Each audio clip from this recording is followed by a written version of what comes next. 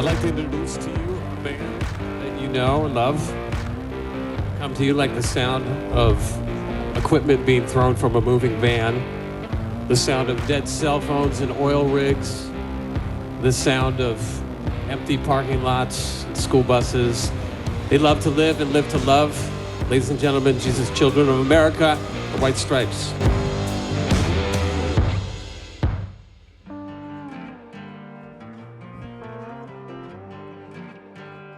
Hello, come on in. The water's great. My name is Ryan Schaap, and this is the hardest podcast to podcast, the only podcast covering the White Stripes, and we're doing it one song at a time, one song per episode. This is a coconut LaCroix. I hope everybody's doing well. It's another week of living in the shadow of the FIFA Fan Fest here in Vancouver. Maybe this microphone will pick up the dulcet tones of snotty-nosed Res Kids, a Canadian institution. They're on the main stage right now, but I think we're okay. I'm wearing, spoiler alert, not a very big footy fan, but I am wearing this Canada World Cup jersey, and it's been an impulse buy or attempted buy for a few weeks now. And then when I was ready to commit to it, apparently winning your first World Cup game in your nation's history brings popularity up. So this became immediately sold out. And then today, walking to the Fan Fest, I said, "Do you got any of those in extra large?" And the guy handed it to me, and he said, "This is the only extra large here, or in the black." And I was like, "Whoa, I'm going to have to buy this." So the planets aligned. So I'm representing the lovely nation of Canada and all that is good and right and holy with FIFA, which is zero. Last week, dear friend of the show, Mike Noble, joined us to have a great conversation about Slowly Turning Into You, the song that came from a Michel Gondry video treatment that never was, and never was a single, never was a single, but became a absolute banger, an absolute staple of the Icky Thump live set. And as we discussed, one of the songs that really translated well to arenas and big cavernous, colder venues that the White Stripes weren't used to as they were recouping some of their losses from the Cross Canada tour they did before hitting those sheds and those bigger arenas. Also coming to the hardest podcast to podcast Patreon is a very exciting piece of bonus content. I'm taking you on a tour of my White Stripes vinyl and the stories behind it, and giving you a little insight into what I got and what I need. And begrudgingly, my lovely wife, our assistant editorial producer, Amanda, was mic'd up and joined me for that. So if you're curious what the dynamic is when it comes to producing content about the White Stripes, you'll get a great insight. And that is available. That will be available this week at patreon.com/hardestpodtopod. There's 2 tiers to become a monthly backer. Steady as she goes for $5 and Highball Stepper for $20. Go to patreon.com/hardestpodtopod and just check it out. Remember that, folks. It is free to look.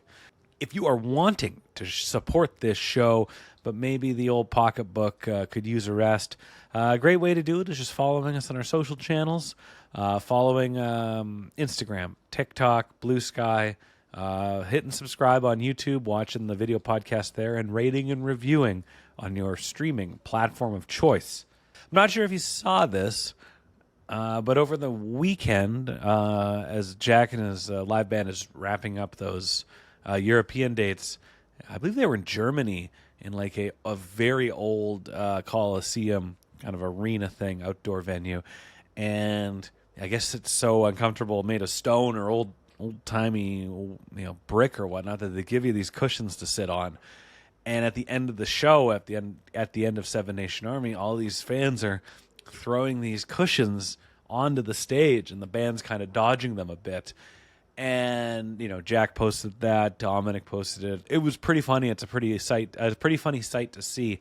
But it got me thinking that when I went and saw Jack White with my friend P-Mac, we were at Deer Lake Park, which is where I saw the White Stripes for the last time. and outdoor venue, and we were going to be sitting for a while on on the ground for a GA for a good seat, and I brought a cushion that came from a maligned, ill-fated outdoor NHL game here in Vancouver, called the Heritage Classic. So my roommate, my friend Michael, him and his mom went, and he got me back one of these commemorative seat cushions, and I'm like, I'll bring the seat cushion and I'll sit on it, and if I'm crushed up against the barricade, I can have a little cushion. So it seemed really smart. And then for shits and giggles, I wrote, okay, well, in case he sees this, I might as well write a song request on it. And there's no way in hell that Jack White, as a solo artist in 2014, would play Lafayette Blues, but that is exactly what the seat cushion said. And there's actually a photo, from Jack White Live photos on his website of me front row, like holding the seat cushion up, and it says "Play Lafayette Blues." And then during before the encore, or as the band was coming out, my friend Paul grabbed it and just whipped it up on stage. And I was like, "Oh God, we're gonna get in trouble! We're gonna get in trouble!" But I also thought that's a pretty good way to get my song request into the hands of the powers that be. They did not play Lafayette Blues. I'm not necessarily was not sad to lose that seat cushion, and then I got super dehydrated. And as soon as we got back to the car driving home, I had a splitting headache and just looked at the floor until I got dropped off. So it was a peaks and valleys for that Lazaretto tour stop. We got a new friend joining us on the show this week. His name is Kyle Rosse.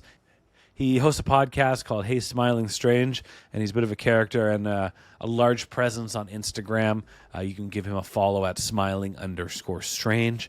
And we're talking about Offend in Every Way this week. And this was a lovely I say this every week.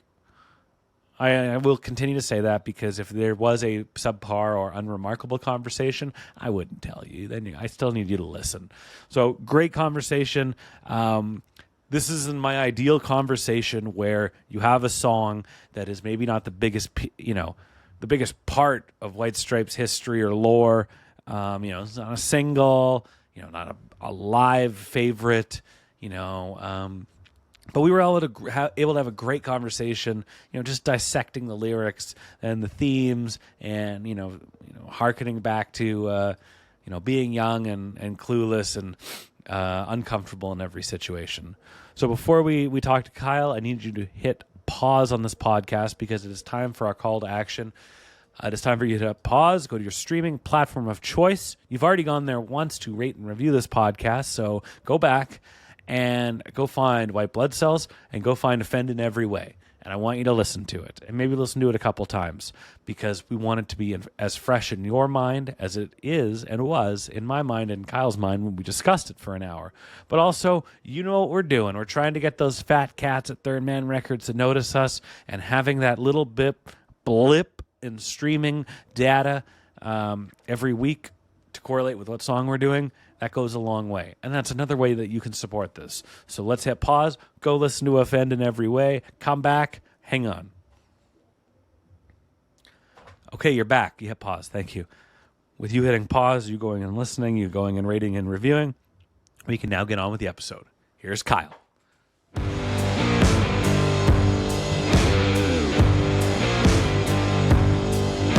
Our guest this week is the host of Hey Smiling Strange, a podcast about DIY scenes, independent music, and the best unk slop available, which is available wherever you get your podcast from. He's Kyle Rosse. Kyle, how are you doing today? I'm doing well. I get called unk all the time online these days, and I just love the phrase unk slop, mostly because every time I mention it to all of my friends, they recoil in horror at the term. It is an awful term, but it brings me such joy, man. It brings me such joy. Unk is an absolute gem of a slang term from the younger generation, and the more we discuss it, the more unk we are. But it's I learned about it last year, and I'm like, well, that's hilarious. I got to use that whenever possible. You know what? It kills me about that is that in a lot of East Asian cultures, it's like a formality to like if you are talking to an older woman or an older man, you call them unc or auntie or something like that. And we've kind of like rediscovered that from first principles here in the West, and now we're calling each other unc. And I'm like, listen, if the label fits, I'm unc as fuck. Can I swear on this? You can swear, yes. All right, I will do my best. I try to keep it a little PG-13. So it got me thinking. Okay, well, first off, I gotta confess, when I saw Unc Slob, and I'm like, what the? You're a sportsman. I like my sports. I don't like college sports that much, being Canadian. But when I saw UNC, I'm like, is that University of North Carolina? Yeah. And then because you hear it, but you don't see it. So, I guess I'll ask you right off the bat: are the White Stripes Unc Slob?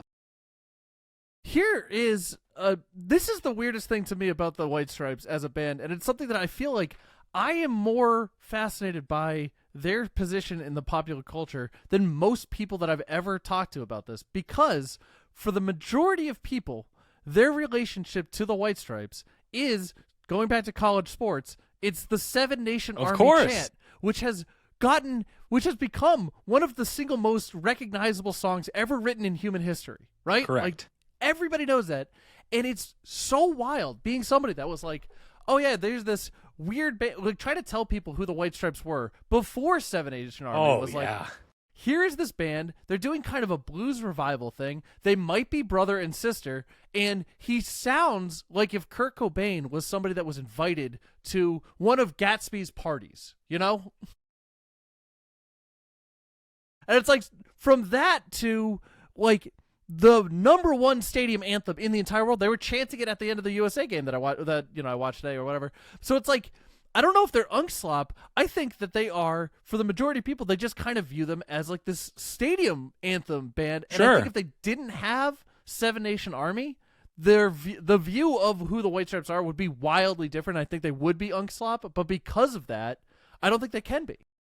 Do you think that if they did not end the way they did, as like, here is a decade of a band being active, a decade of very strategic, meticulous presentation in terms of music and in terms of art, and then it just ended. If they were, in the late 2000s, in the late 2010s, playing smaller venues or playing albums in their entirety, like go see. The White Stripes are going to play a 5,000 seat venue, and they're going to play White Blood Cells in its entirety. If they kind of got a little played, do you think that they would have become Unc Slop in that capacity? Yeah, I think so. I think if they had stuck around more, then it might have happened. It's weird because it's like I kind of view Pavement as Unc Slop now. Like, the kids like it. It's got a revival. It's Unc Slop that the kids like. Sure. But, like, it's a very similar thing. They basically were around for about a year, or about 10 years. Not a year. Yeah. About 10 years. Relatively same level of popularity in a slightly different time frame. But they aren't, I don't know. They are still kind of considered an Unc Slop thing that is somewhat popular. I do like the 10-year cutoff thing. I think that's important. It's sort of like, I kind of view bands similarly to like how in the United States the president didn't do more than 2 terms because George Washington didn't do it. So I kind of view like a band's lifestyle is like, it can only be as long, you can only judge a band for a time period as long as the Beatles were a band. Everything else is extra, right? I wouldn't disagree with you. It's like, Bob Dylan, there's the Beatles length of Bob Dylan's career, and then there's also all the shit he did for the rest of it that gets, like, that's like extra stuff though. But like, how you define Bob Dylan is this period of time that's about 8 years long. And that's like most band. It's kind of unfair also to like ask a band to be just as popular year 12, 13, 14, or to like have a revival year 20 or something like that. That's an absurd ask considering how hard it is to make one good album, like one Pantheon level album. So it's like with the White Stripes, when they only play for those 10 years, I think the big difference is like there's just a bunch of albums that they would have released that I just wouldn't have listened to. Because a lot of bands I don't listen to after that, Well, when I think of bands from that time, I like the songs, like the biggest hits from that time. My first thoughts are Seven Nation Army, Mr. Brightside, not at the time, but what like nostalgia has turned them into, what playlists Yes. and you know, they have 2 billion streams on Spotify, but like the Killers kind of dipped off. Like, you know, the 2010s was kind of unremarkable, and Mr. Brightside wasn't kind of what it became. It quickly turned into this like nostalgia anthem of people that graduated in the mid 2000s like myself to just like remember the good times. I kind of feel that if the White Stripes kind of kept going after Icky Thump, they would have just kind of just simmered. Like, you know, I like a handful of their songs. Yeah. I got a new album out. I'll stomach it to get to the ones I like. And they didn't have, you know, they have a discography where it's like they're all bangers. Every album is good, good to great, and there's nothing cheap put out by them, I'd say.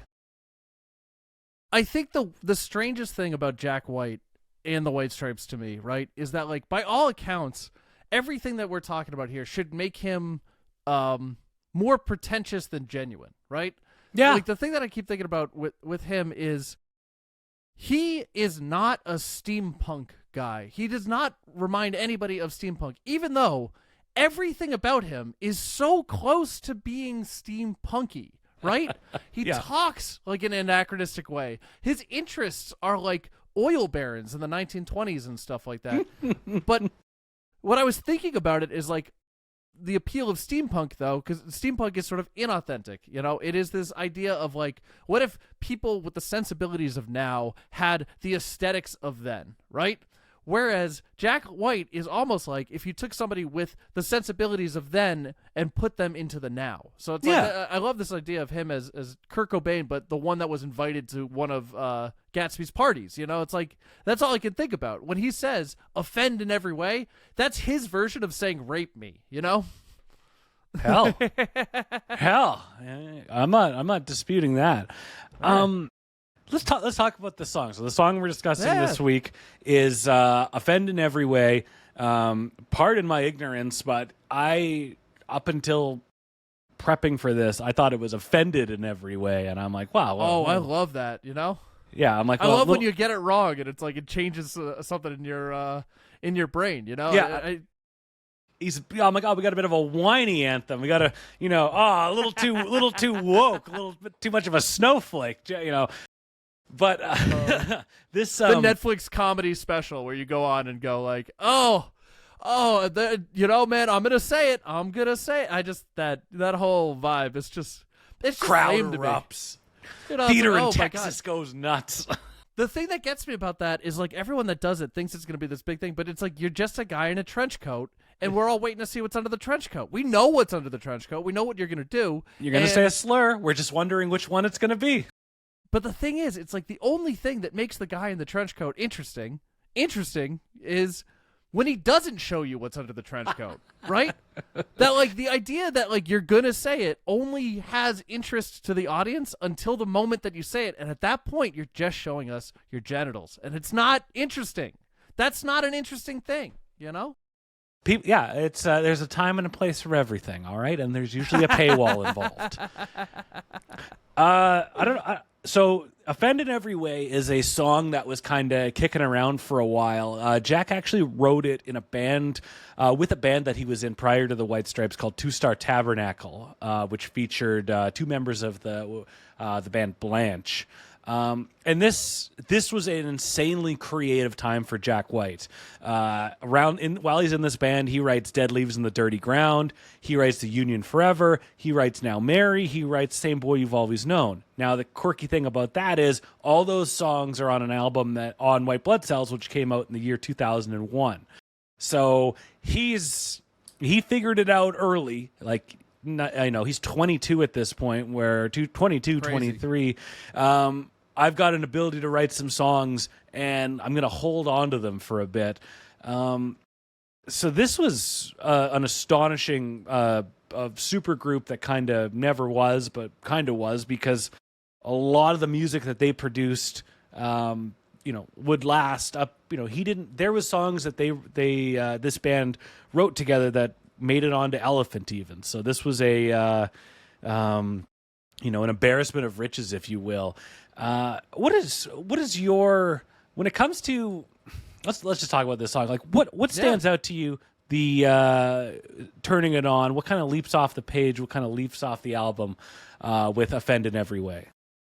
I mean, honestly, with everything that eventually caught my attention with the White Stripes, it's the way he talks. It's the way he conducts himself. There's a dignity to it, right? Yeah. And to match that dignity, that sophistication, that class or whatever, with garage, grungy, blues revival stuff, very simplistic drums and stuff. Like, I learned how to play the drums when my brother would play White Stripes songs, and I would just play Meg White parts behind it. And it taught me two things: one, how to keep basic time, and two, like, she's a very smart drummer. Like, it's harder to be minimalist a lot of the times than it is to just be kind of maximalist. So I love Meg White. I try to steal shit from her all the time still, but like the mix of that kind of what a British person might call posh, but it's like not posh. It's more it's whatever we would call industrial. Like, he's an industrialist, right? Like, this is a man. He drinks your milkshake, but he's also doing this Detroit rock thing, and it's like that mix to it is it's blending two parts of Americana, this kind of bluesy garage rock thing with the, there was a show on the History Channel back in the day called The Men Who Built America, which was all about like the Rockefellers or whatever. But like that same attitude mixed with that produces, it's like mixing two different colors together, right? Yeah. And it produced this new color that immediately jumps off the page in you. So like when you talk about offend in every way, the phrase that he says, offend in every way, instead of that being, a Kurt Cobain, like, woe is me, depressed teenager line, it's the same sentiment, it's the same, like, no matter what I do, you guys don't, I'm just going to cause a mess. I'm burning bridges left and right. But instead of saying that like a cool teenager, he's saying that like he's apologizing to a woman that he accidentally scorned in the marketplace because he didn't quite tip his hat all the way. And it's like, that's amazing to me. And the thing that I love about it is like, it is not an act. It's not like a theater kid thing. There's something about that voice that I think connects with Jack White himself. And you see it in his, like, he has feuds with the guy from the Black Keys because he stole his name, sort of. And I love that. Like, he's a man that gets into a feud. You can see why men used to duel in polite society just from the way that Jack White conducts himself talking at a Rolling Stone interview. Yeah, and he speaks in this kind of refined manner, like you said, like similar to what the British would call posh, where it's not, I don't know, like when I think of like people, specifically guys, speaking in this kind of old-timey speak, it kind of comes off like a milady kind of Renaissance fair BS, but he's like, no, I have all these options at my fingertips, and I choose to use them this way. I choose to sing about this. I choose to speak like this and play it's all choice from somebody that maybe is a little more well-versed than the average garage rocker from Detroit. Well, that's the thing, is like, I view his eloquence, right? Mm-hmm. One of it is just like the sound of his voice, which, whatever. That fits well. Well done. But like that eloquence, there's two reasons to do it. One is to obfuscate. It's to sound smarter. It's to put on airs. It's to make it sound like you're a sophisticated person and you become the form of the thing. But like the reason that sounding like that sounded smart is that, realistically, these words have they have a clarity to them, as opposed to like, I pissed you off. Yeah. I offend in every way. I offend means something very specific. And you can kind of tell that Jack White is saying like, no, I mean this specific word. I am not being abstract at all. This is a pinpoint thing. Like some, Pavement is kind of a counter ballad to it, where Pavement just says things that kind of feel vaguely like what you're supposed to be talking about, and then the audience mixes the two things together. It's like he's sort of talking about nonsense, and I feel this thing, and then the space in between is what creates the image. But Jack White says, no, the image you need in your head is that I apologize, but I offend in every way. And it's like, this is exactly what I'm trying to say. And that's why he sounds old-timey. That's why he's eloquent, is because he's being specific, which is genuine. It's like, it comes off as very genuine. It's why he's allowed to do the things he does without coming off as a steampunk LARPing kid. Do you think that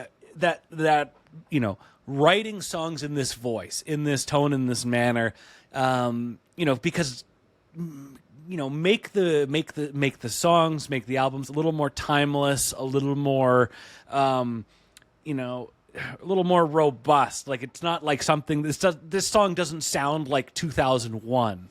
A lot of the White Stripes songs, I think of going to see Blink-182 a couple years ago, and they've got their new album and their new song out, and I'm like, this just sounds like a bunch of 50-year-olds trying to sound like a bunch of 20-year-olds, and absolutely, it just doesn't. Write about how you feel, just have that kind of approach to it. Listening to Offend in every way, like, he's obviously the song comes off like a high school kid whining that he's awkward and doesn't have his place in his society, in his community, and he's speaking in these kind of extremes, absolutes, like, in every way I offend you, no matter what I say. Yes, absolutely. Like, it's just it's an incredibly negative song, but it sounds like a refined adult explaining what it's like to be an awkward high school kid. The experience of being a sensitive young man that is learning his way in polite society tracks from, the British posh aristocracy. Goes back to, like, Roman times of trying to find your way in the world as a sensitive young man and being aware. It's like right around his age, like 22, 18 to like 22. This is when you start to really, like, fully realize that everybody else has just as much experience in their life as you do. Yes. That, like, their whole life, like, if you talk to somebody on the street at, like, in a supermarket, that to get to that conversation, they also had to be 5 years old for the entire year of their life, right? Like, the immensity of that creates this sort of, like, timeless nature of dealing with the consequences of that. Yeah. Of, like, to offend somebody else when you were 15 years old just means they're mad at you. To offend somebody else means you have kind of sullied your reputation that is you were carrying with you for the rest of your life against somebody else's reputation, which they're going to carry with them for the rest of their life. And the magnitude of that is a crushing thing that you just get better at dealing with time. But at a certain age, when you're a young adult out in the world for the first time, and it's like, the thing is, though, it's like you can picture again, I'm going to keep using Kurt Cobain because he's the sad boy. Yeah, sure. I mean, there's other people, but, like, very good I think, representation for this kind of song that we're talking about. Yeah. I think Kurt Cobain Nirvana ends up being timeless in its specificity, right? Because Kurt Cobain is singing about 1990s grungy Seattle.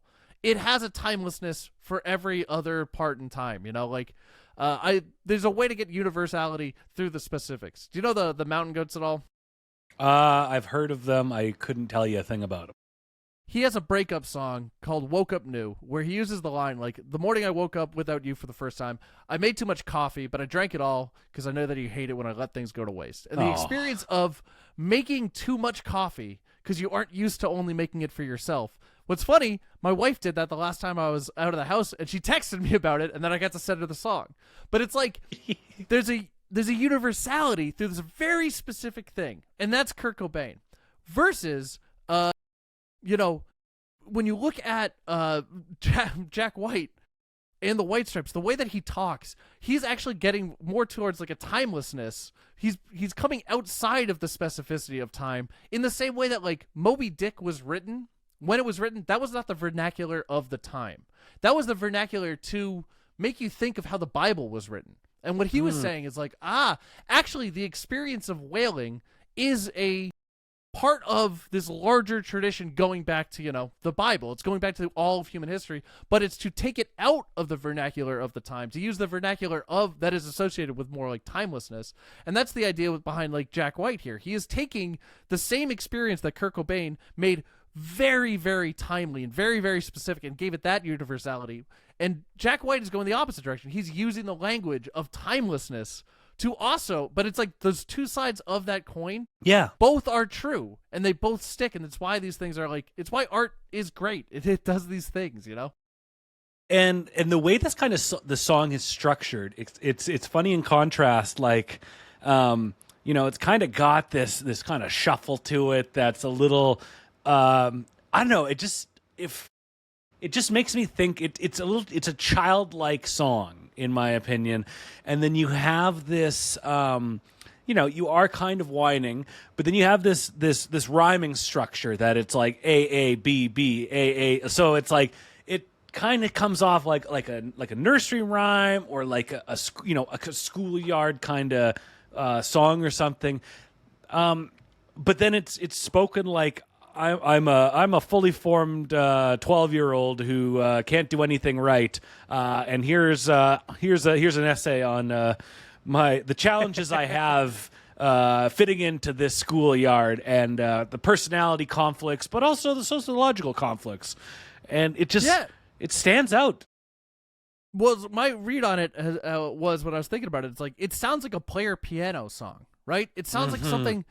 And what I love about this is that you can kind of hear elements in this song of like an old West player piano saloon, where somebody spilled a drink on somebody. I offended everyone. But you can also hear like Irish immigrants in early 1900s New York. Yeah, and there's this player piano going on there. This kind of mix of class and low class. It's the Titanic scene where she dances in the room with Jack, and it's this upper class person going down to there. Yeah. But there's a universality to it. Sure. My big thing with Jack White and the White Stripes ties back to this idea that I've been harping on for a long time with people, which is like in a reconstituted United States of America, if we were to do it over and be like, all right, let's start from scratch. The first thing I'd be is like, move the capital from Washington, D.C., which has been sullied by the military-industrial complex or whatever, put it in Detroit, Michigan. I think that's where the capital of America is. And I think at the inauguration of the new reconstituted United States of America, sing Seven Nation Army and just scream it from the fucking rafters and reconstitute America on these foundational ideas. There's something about that like fits deep in my heart, like a puzzle falling into place. I can't quite articulate it. I'm not Jack White. I just play a smart guy on the internet, I mean, if we are moving the capital somewhere, somewhere in the Rust Belt with some sensible politics and some hard work and some piss and some vinegar, like the people of Detroit have, again, all great ideas, and utilizing arguably the last true folk song as your national anthem. Come on, what are we doing? I mean, absolutely. It's like the people sing it. We've chose. This is the thing, is that like I feel like if we were to move it to Detroit and if we were to sing at the inauguration of every president, Seven Nation Army, and treat it like a fucking college football game or something like that, to me, that is something where it's like, this isn't chosen. This was chosen by the experience of being American. You're watching into the World Cup right now where all these Europeans are coming over and they're going like, dude, this Buc-ee's is the dumbest thing I've ever seen in my entire life, and I've never been happier. What is going on? And that contradiction, that is the American mind, is this contrast between wildly inauthentic, stupid things being the most authentic way to experience America. And it's like, yeah, you're telling me a band in Detroit, right, where it's a husband and wife that are going to pretend to be brother and sister, and they're going to pretend to be from an Orson Welles movie at all times, and they're going to make the most authentic blues music of the year of the 2000s. That's where we're going to get that from, and it's absolutely 100% true. And of course it comes from Detroit, where the authenticity of America comes from, whether that is via automobiles, the Stooges, the MC5, or in this case the White Stripes. Or the movie 8 Mile, which I just watched recently. It's pretty good. Still. It's pretty good. It holds up. I like it. Eminem's a good actor, and to the point where it's weird to me that he didn't act any after that, which is, But he's a smart man. He's like, I punched above my weight class here. I'm the pitcher getting a grand slam before the designated hitter. I got to just quit while I'm ahead. But it's like the fact that Jack White and Eminem can both be Detroit is, to me, it's like that is also part of it. It's like there's this sort of universality to I talk about this all the time, weirdly enough, in my reels that are ostensibly about indie rock, is that sometimes I have to remind myself like what I'm doing, but it's about this idea that America is a civilization coming into its own, right? The North American continent is it's discovering its civilizational roots in a way that like China and Russia don't have to, because those things are deep. Iran doesn't have to discover their civilizational roots. Those are deeply put in there. America is in the process of discovering what that is. And there are these bubbles where it expresses itself. And regardless of what you think of my theory of us discovering a civilizational DNA, you kind of can't deny that whatever the White Stripes are doing are tapping into whatever that DNA is. That, like, you could say that I'm wrong. You now have to explain the song Offended Every Way without using the phrase, it touches upon something that is uniquely American. And it's like, I feel like that's cut and dry. I feel like it's pretty, like, you can't get Jack White in Belgium. It's not going to happen. It's just never going to happen. No, you know? Because he has, he has an approach, a work ethic approach to creating art that just screams Americana, but also is the most baffling thing you've ever seen. Absolutely. He's an industrialist, right? Exactly. I just like he's I can't remember his name from There Will Be Blood, but he's drinking your milkshake, and it's like that's another part of the whole contradictory nature of what it means to be an American is like, dude, you cannot have an industrialist mindset of get up, grind it out, kill, and then your rock band is a garage rock band that does not even have a bass player, has the simplest drum parts you've ever heard. Like, that doesn't make sense. You're trying so hard to try very little, right? That is the White Stripes in a nutshell. That's trying very hard to try. I love that. Let me ask you a question about this song. I've listened to it a lot in preparation for this. This was a song that didn't get a lot of spins for me. I found it a little whiny and a little annoying. But I also thought that this is just me projecting myself. Like, I can remember the exact time in my life when I was the boy singing, I offend in every way. I can't do anything right. Do you recall in your life when you were the same person that Jack White was singing about? My God, yeah. You do not get to be this guy that you're talking to right now. If you weren't a whiny fucking teenager, if you weren't kind of annoying, if I didn't offend people. I used to work at a psych hospital for kids and adolescents, right? First job out of college. It was a great job. Love those kids. Great work. And shout out to all the social workers that are still in that field. Like, you guys are not getting the support you need. That will be my soapbox on that one. Whatever. I will say, when I talk to those kids all the time, they always had this kind of thing where they're like, listen, I want to be healthier. I want to get out of here. I don't like being in here. Sure. But, like, I'm afraid that if I stop, like, if I address the issue, I will stop being me, and I'll have to be, like, a normal person or something like that. And I always told them the same thing. It's like, hey, you can be as weird as you want. Just brush your teeth and go to group every day. The trick is, like, I'm a weird guy too. I'm super fucking weird. Sure. I have experience with this though. I've been doing it for 10 more years than you. Like, imagine how good you'll get at being a weirdo in 10 years. How normal your weirdness will see. At the end of the day, David Foster Wallace says, in the end, you end up becoming yourself. It's like yourself is probably kind of a normal person. You just gotta be weird with experience. So, like, when I hear stuff like this with Offended Every Way, what a line that is. Weird with experience. Weird with experience, man. That's who I am. That's what I try to tell kids all the time is like, because you're gonna humiliate yourself as a different person. If you want to be a person that says something unique, you're gonna say a bunch of stupid crap all of the time. You know, you're gonna get a lot of C's on papers. It's gonna happen. But, like, that is a superpower. If you can humiliate yourself in public, you don't think Jack White got made fun of for watching Orson Welles movies in high school, which he clearly did. You know, he got made fun of. Did you ever have the kid in your high school that wore a suit to school? Oh, well, I went to, like, a fancy boy private high school because I was real good at soccer. But there's somebody, there is the weird person that marches to the beat of their own drum, and either they have the confidence that when somebody points it out, they're like, this is me, this is what I like, this is why I like it, and, like, this is why I'm passionate. And they either, they take their lumps, but they don't get kind of downtrodden about it, while the other weird kids wearing the suit or having the briefcase they bring to school, they don't have that experience. They can't. They don't know how to take those lumps, and they just kind of shell up, and they don't become the person they should be.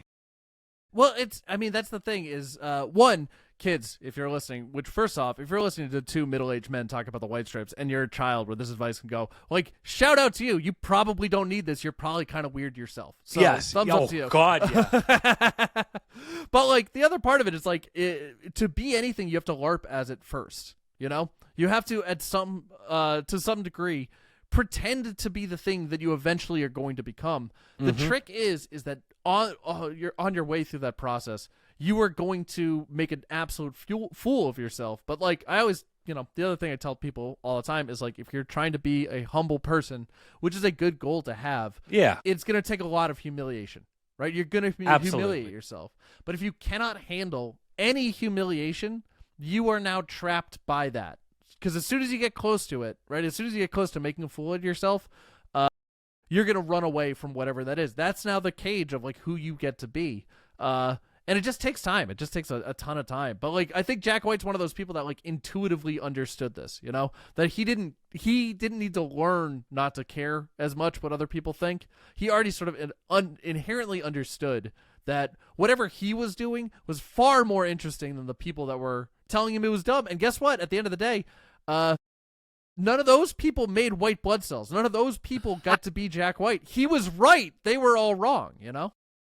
In the subject of like, you know, talking about, you know, coming of age, you know, learning through experiences and trial and error, I find that Jack really, as you know, as a songwriter, sounds really immature, kind of while speaking like a refined elder statesman.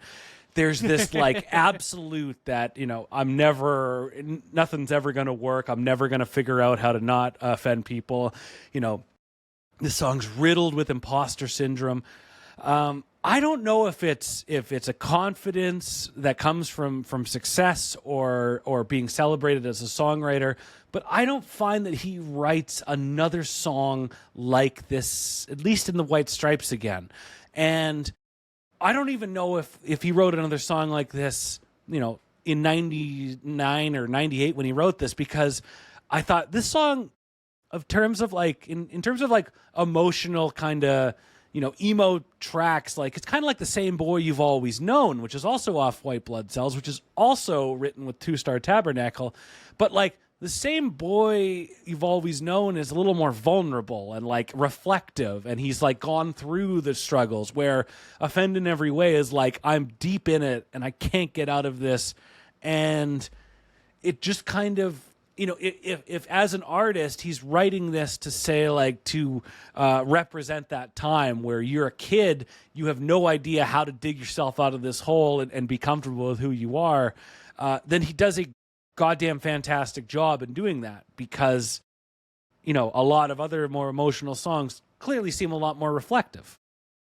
Yeah, I mean, part of it is just like the nature of that part of your life, right? Like the woe is me neuroses of it all, you know. I'm offended every way. Like, what's the line about? Like, and everyone's your friend, will be till the end. Yeah. But I know this much. So like that, this idea that you're coming to terms with the world around you. Like I said earlier, like he is a sensitive young man, right?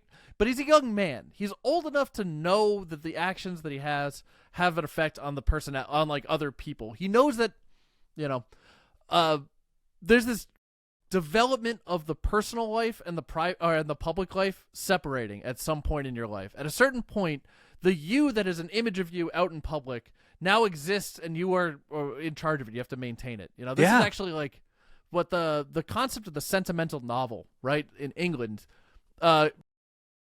I don't want to go into that too much detail, but it's like that had to be invented.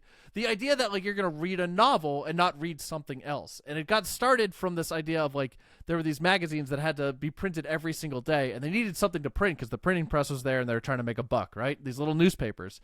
And so then they got diaries of very famous men and explorers, and they got these diary articles, and they would start printing those because those would be entertaining. But then eventually they realized that diaries are mostly boring. Mostly nothing happens, right?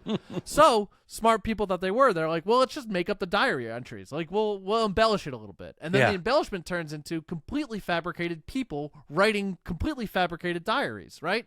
And then at a certain point, once the public gets used to that concept of like this is the internal workings of a fictitious person, now you can create the novel, right? And what is the novel is a lot of those times at that point was people dealing with the idea that a public persona of them that could exist on the page, right? That could linger well past the action, well past the person that you don't have full control over, that this public persona and the personal persona, they're in conflict with each other because that's what you write about in a diary. Today I did this. It's been taken this way by this other person. I actually meant for it to be this way. How do I rectify this situation? That's a diary entry, right? Yeah. Now you take that and you turn that into a novel or something like that. But like that constant conflict, that is also a developmental stage, not just in the form that it takes in terms of the novel, but a developmental stage in the human brain. Right around 18, 19, 20, it's why we start viewing that as like adulthood. It's like that is the point where you start to take responsibility for your actions because you finally realize that your actions affect people who are of equal value to you.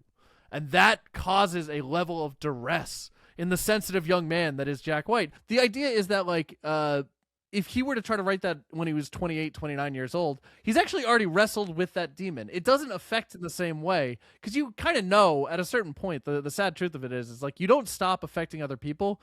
You just, everybody gets better at dealing with an insult. They kind of just go like, I've been insulted enough. And now I'm like 36 years old. You can come up to me and tell me that everything I do is annoying, my voice is annoying, that I'm ugly, that I'm not as smart as I think I'm, and I would just sit there and be like, I have literally heard every single thing you've said before. It's fine, dude. I'm okay with it. You know, it's like I don't know you. How much stock can I take in what you are saying, based on that all comes. That is the where did I write this down? Weird with experience. Weird with experience. But when you're 18 and somebody comes up to you and says your voice sounds annoying, that is now like 1/10 of the people that have ever told you anything about your voice. And it's like, oh my God, what do you mean it's annoying? Which, you know. And how am I going to fix this? Because if one person thinks it's annoying, everybody ever that I've ever interacted with thinks I'm annoying. I've offended in every way with my voice. That, what you just did there, that's the voice in this song. This is why it's why I like this song. What you did there, where you went from, well, if he said it, everybody else is thinking it. They just haven't said it to me. Absolutely. And that fear hits so hard when you are a young adult. When you are, again, 18, 19, 20 years old, the fear that everybody is lying to you about what annoys them. That is something that like eventually you get better at dealing with it over time. But at a certain time, it is when you realize that is a possibility, absolutely fucking devastating for some people. Absolutely devastating. You know? In this weird with experience kind of theme of the conversation of the episode, it just makes me think of like I always think back to Bull Durham, where Nuke's dad is there and he's not pitching, he's kind of off his game, and Kevin Costner just goes up to him and he's like, "Oh, my dad, hey, your dad's at the game? Oh, let's wave to him." He's like, "Just remember, he's as full of shit as anybody else." And it's like, that is probably if you could apply that to seemingly everybody, just be like, yes. Nobody knows what the fuck's going on. Nobody has this kind of clear idea of how to live life or how to operate. Some people might act like that, but they're probably just kind of masking something. It's like, oh yeah, it's like the sooner you figure that out in life, you are not offending in every way. You are same boy you've always known. Yeah, the second same boy, I love that comparison there, but like as soon as you kind of realize that at every party that you're at, where you think everybody is sitting there thinking that you're offending everybody in every way, that actually all of them are sitting there thinking that they personally offend themselves in every way. Like it literally could be a group of 10 people and you think all of them are staring at you while you are playing the song offended in every way. But in reality, it's 10 people playing the song to themselves going, oh my God, I get all these people hate me. Like, I'm sorry. I don't want to be the one that annoys. Really, this hits the hardest for the kind of person that goes like, I don't want to be the one that you're hanging out with out of compulsion, right? Yeah. I don't want to be the one that burdens you with my presence. Those are the people that relate to this song. It's not the people that are like, what do you mean my voice is annoying? You're annoying. They're the ones that are like, I don't want you to have to lie on my behalf. I'll take the hit. Like, I get it. You don't want to hang out with me anymore. That's fine. I get it. I offended every way. I'm actually fine with that. I'm just going to walk away now. But it's like, that's not how it works. Everybody's nervous. Everybody just wants to feel like everything's okay. Have a couple beers and hang out.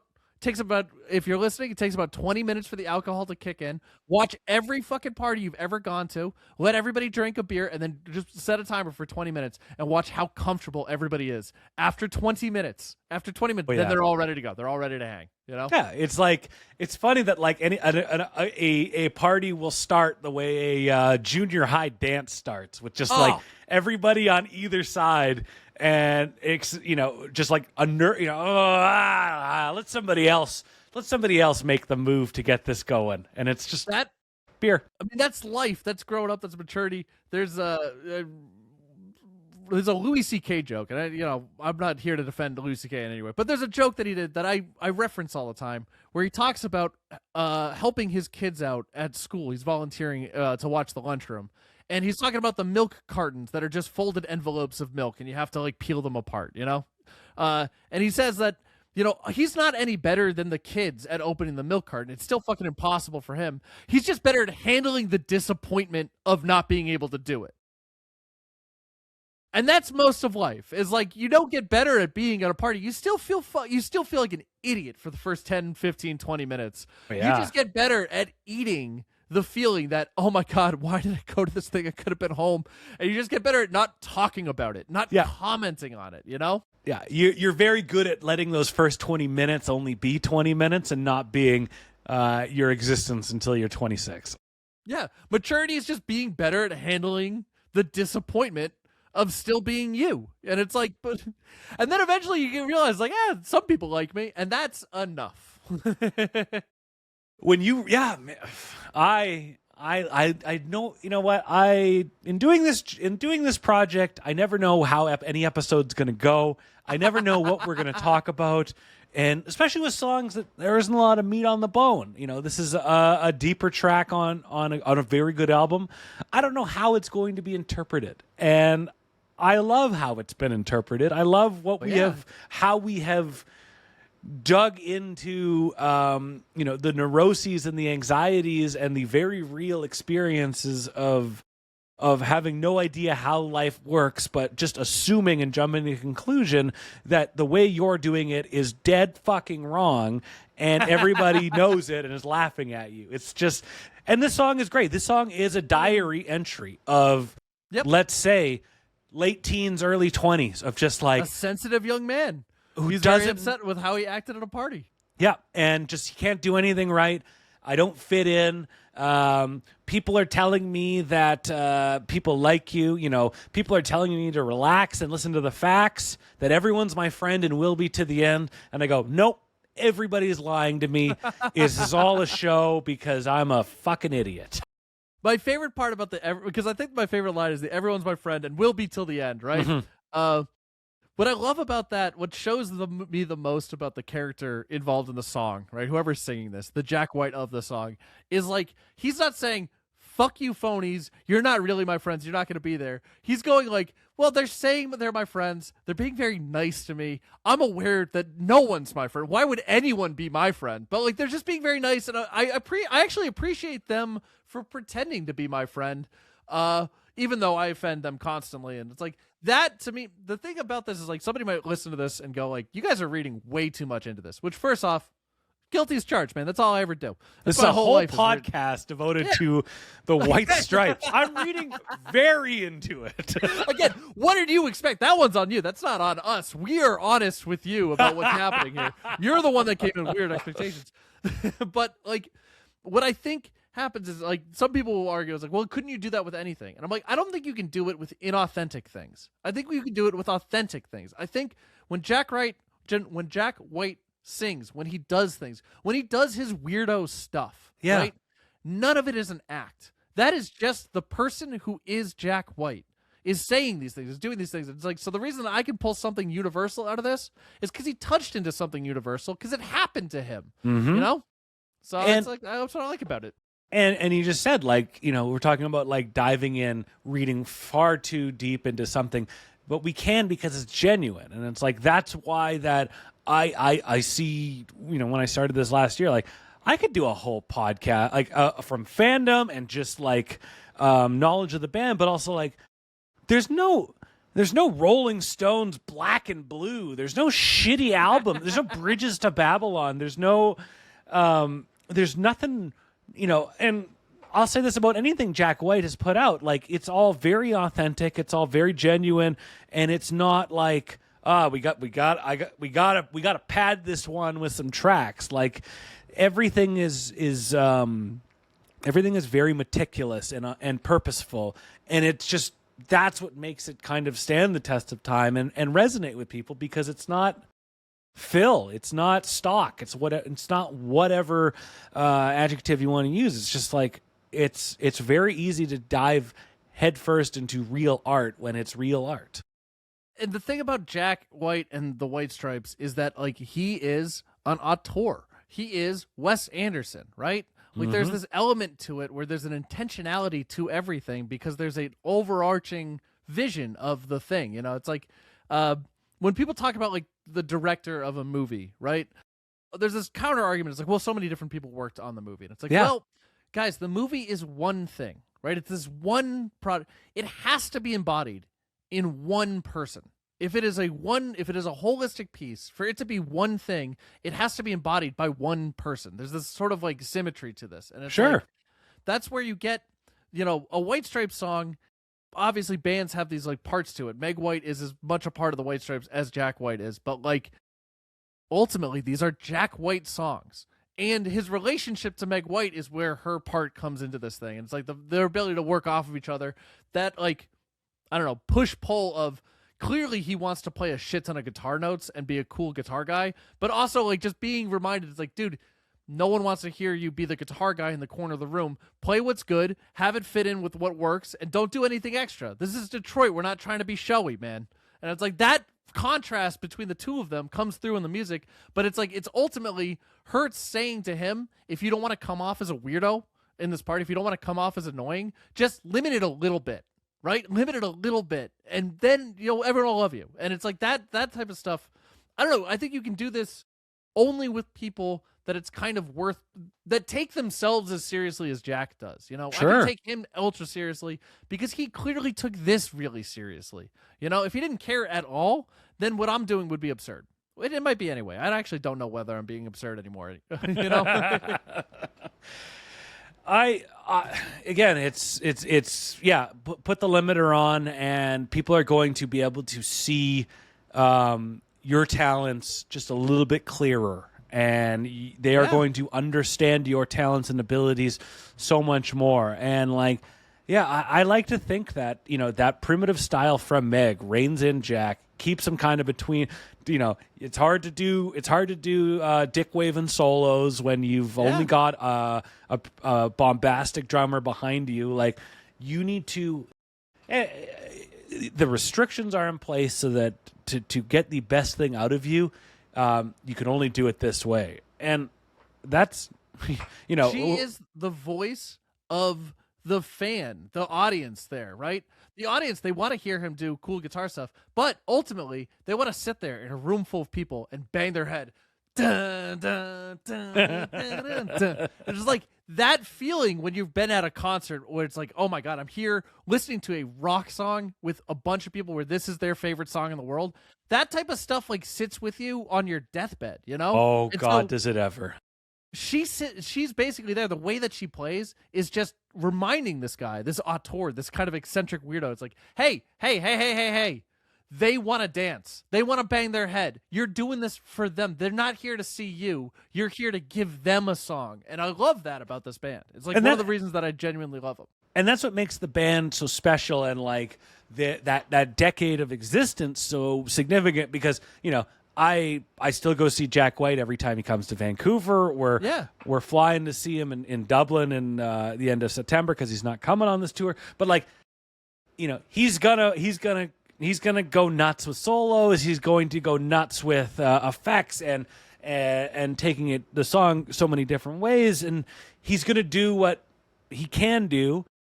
And it's not bad, but it's just not what he was limited to do in the White Stripes. And the fact that they were able to do all of that and accomplish that makes, two things can be true right at the same time. And you're glad that he's still doing it, but it's never going to be like the way it was. Absolutely. So the way I look at that, right, when we talk, getting back to that first point about the 10-year period with them, it's like the reason I never really thought about it until you asked, like, why did this go forward for more than 10 years, is because the contradictions in the band are so evident from the very first time you hear them, of like, there is so much talent pouring out of Jack White as a guitar player, as a singer, as a song. He has so much ambition, right? That like eventually it was going to break out of the genre of music that they're playing, which is this kind of garagey, what makes rock and roll is the fact that it's being played in a garage by a bunch of teenagers, right? But eventually he's going to move past that and just figure out a way to like match his ambitions with the technicality of what he wants to play. That's what he's moved on to and done since then. He's been phenomenal at it, and there's some really great songs. But the magic of this band was watching the contradictions of a person that by all accounts could escape this genre of music, continuing to try to find what works about it, to try to find some way to fit Jack White into a very simplistic band, to fit a very complex musician into a very simple band, and then to have it work that way. Like, that's what works about it, is this contradiction. But in listening to it, even getting through the first album, you're like, there's no way they're not going to do this forever, it'd be impossible to you'd have to just keep writing the same song over and over and over again. But if he could do that, he wouldn't have been Jack White. It's right. It's impossible for him to do it, Yeah.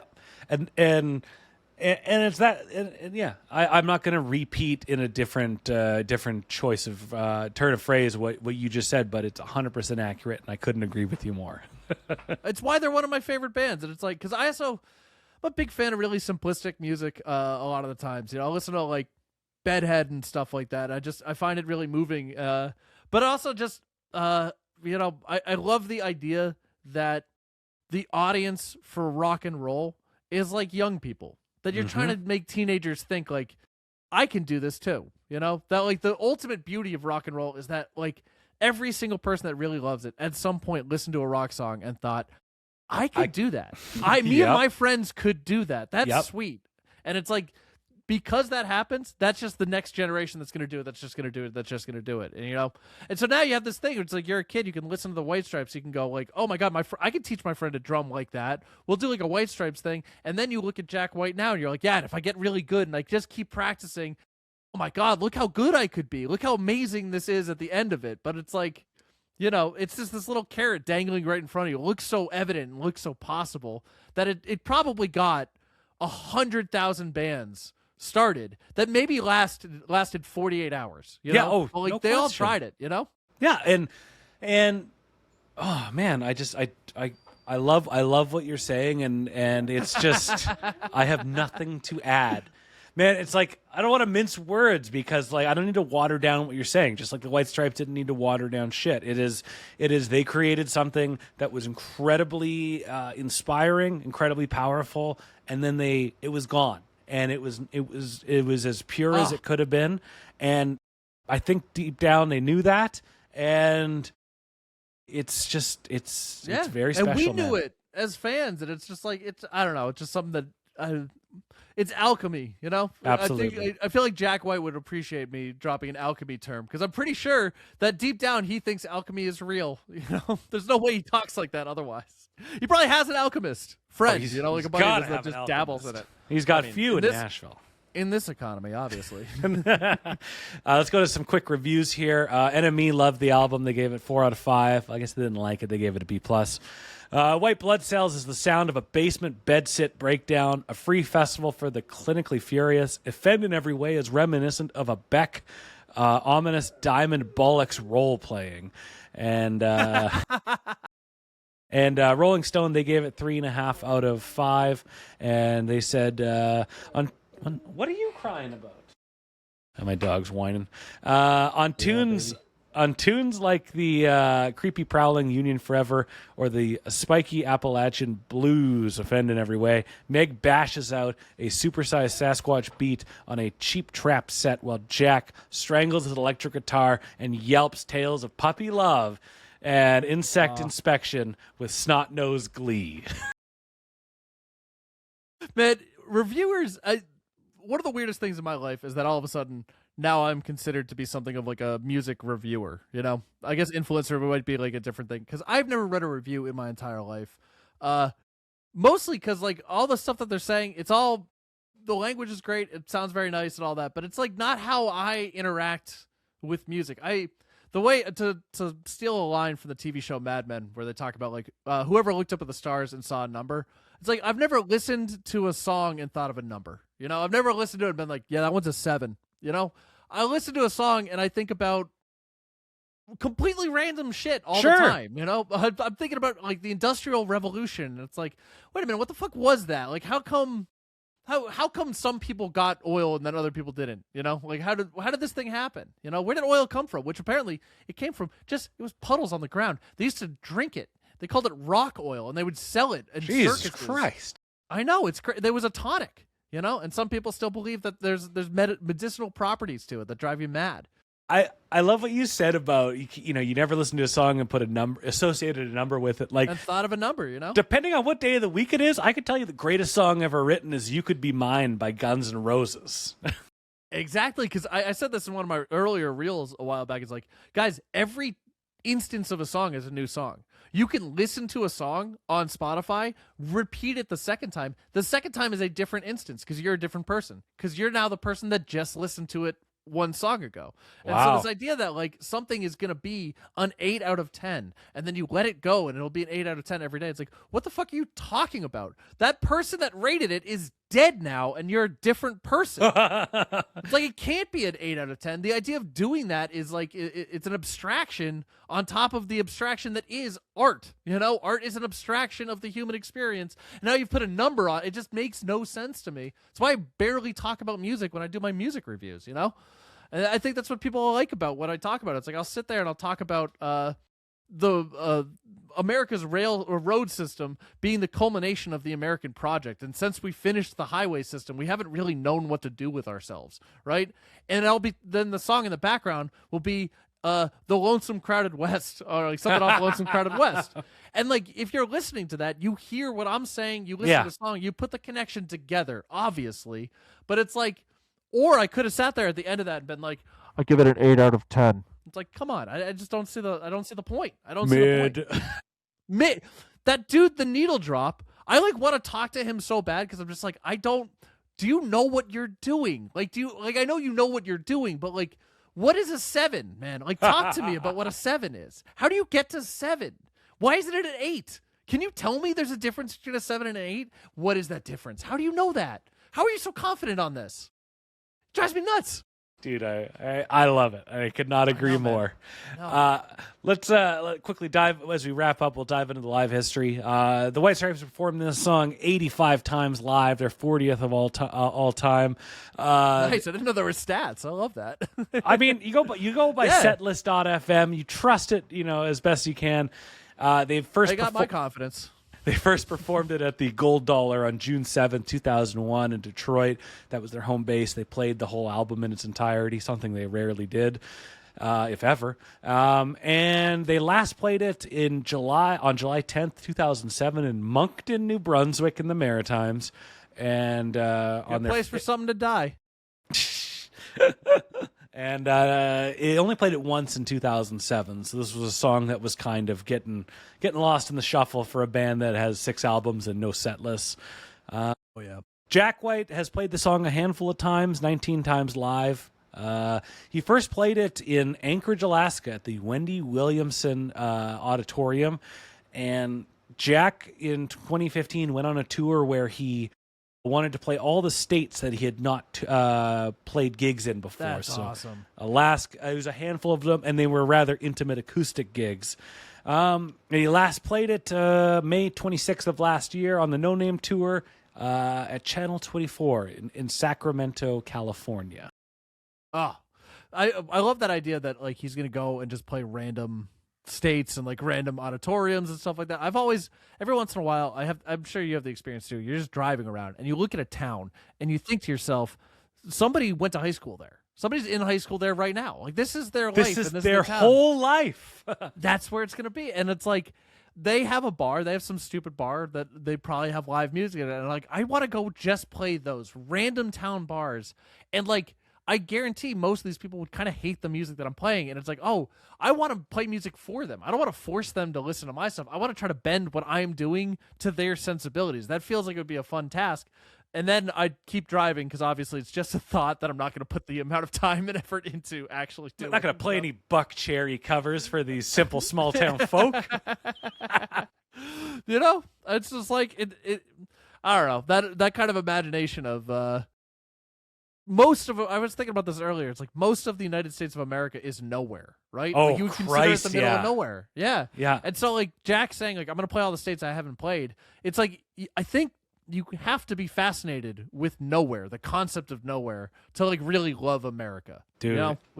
Absolutely, and like the same applies. Like in Canada, we have a handful of big cities, and every other city kind of looks the same, and it has a strip mall with the same five places everywhere, and it ain't a lot of it is nowhere. I absolutely love that. I wanted to touch on too, weirdly enough, just because there's something I'm thinking about, and I'm sorry if this is going long. No, don't worry. Just talk. But like the concept of nowhere, I think is a new concept as well. Nowhere used to mean no civilization, right? It was just like, it was the desert, it was the wilderness. That's nowhere. We invented a new type of nowhere because the speed of information outpaces people. So like the idea of a strip mall, right? The strip mall is just like it's the information that builds a strip mall. It's the modeling plans. The businesses that go in are just like a set of instructions for how to run a business. The information has outpaced the travel, whereas like previously the people outpaced the information. So these independent cultural hubs would pop up even within like the Spanish Peninsula. But on the continent of America, right? There's an area in rural, like in a suburban area outside of Toronto that looks identical to an area that is a suburban area outside of Phoenix, Arizona, even though like for weather, for like the environment that they're in, those should be wildly different cultures by human standards, and it's the same fucking place. Yeah, and that's where nowhere is. You know, and nowhere is a place that is sells goods and services, not necessarily experiences. You can walk there, but you'll probably need to drive there, and you're not gonna leave there any richer with knowledge, experience. You're going to whatever you were looking for at nowhere. That's what they sell you, and nothing else. And they sell you, and it had to be invented in the same way that the novel had to be invented. That gas station in the middle of nowhere that you're thinking of when I say the gas station in the middle of nowhere, because everybody stopped at one. Which, first of all, if you've ever been on a road trip, I love those places. They're the oasis. I know I'm going to go get a Wendy's burger, and it's going to be fine. But I've been in the car for the last. You talking like a truck stop or just truck stop? Or just any fucking gas station that you pull off on like Pennsylvania or some bullshit like that, you know? Oh, you got to go to the middle of nowhere where the gas station is also the post office and the liquor store. Oh, God, that is the best. But like, even that's like less nowhere to me because it's unique. That gas station post office, that's like this rural area. That's like a town, you know? Absolutely. Nowhere is you pull off and it's like your options are McDonald's, Subway, or just eat shit that you find at the gas station, and that literally could be anywhere. Like we had to invent that concept, right? That like the cut and paste thing. That's a brand new thing in human history, and it's the majority of the United States of America. And it's like when I talk about that contradiction that can drive you insane here. But like I love every minute of that for some reason. For some reason, that insanity, the boringness, the what a terrible idea of it all, you know? But I still get to get whatever I want. I get a Gatorade. I can have a Gatorade. You also like whatever all these things that were invented that are like just like awful, not literally awful, but figuratively awful. The interest comes from people having to interact with them, people having to experience it, and just seeing like how people interact and live with these incredibly boring, copy paste bullshit. It creates whole new types of ennui. You know, it creates whole new types of. But the thing that, you know, to tie it back to the White Stripes, like that it creates a new way to experience that ennui, right? But it's still expressed the same way that Jack White expresses it in songs like this. You know, that like even though it used to be a fancy party in the upper crust of you know, like New England, and you're going to the ballroom and there's a whole aristocracy to it all, right? That it used to be that. Now it's like outside of the high school, by the you can still make an ass of yourself in front of the girl that you want to date, at a 7-Eleven behind your high school. It used to be at a ball, and you'd have to deal with the social consequence of that. But it's the same feeling. Both of those guys are walking away just going, I offend in every way. Every time I fucking talk, everyone hates me. What a pro, bringing it right back to the topic of topic du jour, which is this song. Kyle, I have loved your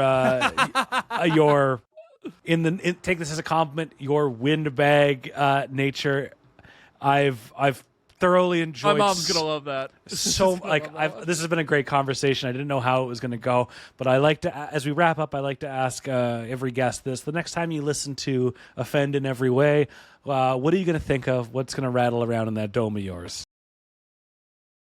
Man, I'm just honestly, I would hope it's something better than this, but it's now going to be me making an ass out of myself in front of a girl I thought was cute in like high school. You know, it's like that's gonna be it because I think that's the universal experience to this whole thing. And you know, I honestly never know what the fuck I'm gonna think about when I listen to a song. But the thing is, well, whoever is thinking it will relate to it. Whatever Absolutely. thought I have, he'll listen to it and be like, "Dude, I've been there, dude. It gets better. It's gonna be fine." For me, it's going to be weird with experience because I think that is just an eloquent way to describe somebody trying to figure out who they are. I love that so much.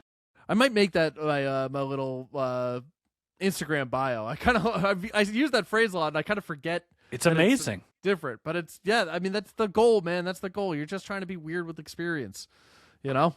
Absolutely. Should I plug things or do we do that here? Plug away. Absolutely. Awesome. Nobody ever asks. As we wrap up, send some plugs. Send the people home happy with some plugs. So follow me on Instagram or TikTok at Smiling Strange. I make 1-minute reels where I talk about stuff like this and then recommend songs and stuff. I have a podcast called Hey Smiling Strange, which is kind of like this. It just I bring on whoever wants to talk to me, mostly musicians at this point. All of this, everything that I do online is what I like to call the world's worst marketing strategy. Because for the last 2 years, I have been building out an app to play a version of fantasy football that's based off of Mario Kart, where the better you're doing, the harder the game is, the worse you're doing, the easier the game is. And I've revamped trade mechanics to make it so it's easier to trade. I've been playing it for the last 5 years with my friends. We average 70 trades a season. It's absolutely wild. It's way more fun, I think, than every other version out there, especially, by the way, if you've never played fantasy football before. It's built around people that I played high school basketball with that have 2 kids and don't have time to focus on fantasy football. So it's built around just the best players, just the mechanics people want to do. Been working on this, honestly, low-key for 10 years. Been playing it for the last 5 years. Last 2 years, I've been trying to figure out how to build it out into an app. And then in the last 8 months, I was like, all right, I'll try to figure out a way to get people to play this. The best strategy that I've come up with is making short reels about indie rock musicians and going on podcasts and stuff. And I started my own podcast just because I couldn't get on anybody else's podcast to advertise this app. So I'm like, all right, I'll just make my own podcast and I'll be my own advertiser on my own podcast. And that is, like I said, the worst marketing strategy of all time. But please go check out Klubhouse Fantasy Sports at Klubhouse with a K, KLUBHOUSE.GG. Thank you very much. That's the only time I'm going to ask you to do it, but please sign up. It really helps me out. That's why I do this shit. I know it's dumb. You can tell me it's dumb, but just please sign up.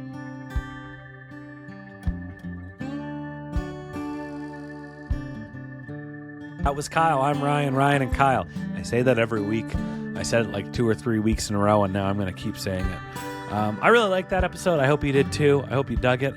And make sure you check out the Hardest Podcast to Podcast Patreon feed at patreon.com/hardestpod2pod. So check all that content out. Thanks for rocking this mother till the wheels fall off, and enjoy your week. And it's also, I should remind you, the Hardest Podcast to Podcast is hosted by me, Ryan Schaap.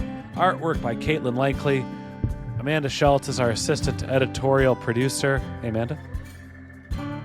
And Mike Noble is our Gato.